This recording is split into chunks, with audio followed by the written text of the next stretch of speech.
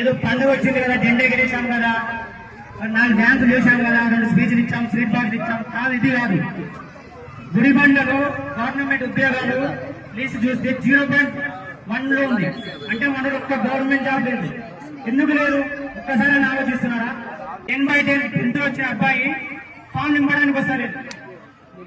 అంటే ఇప్పుడు 10/10 వచ్చిన మంచి అనుకోదా, ఒక బ్యాంక్ లో ఫామ్ నింపడానికి వస్తలేదు.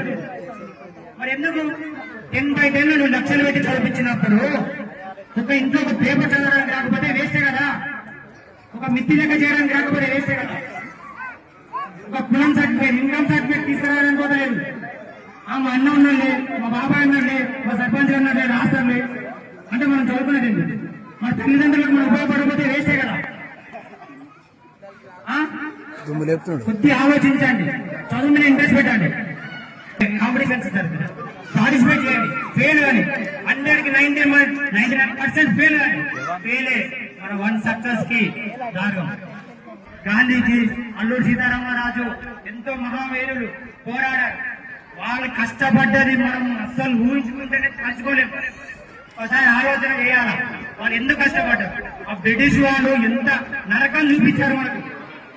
మా బిడ్డల్ని భవిష్యత్ ఉద్యోగపరులుగా తీర్చిదిద్దాలని కోరుకుంటున్నాను.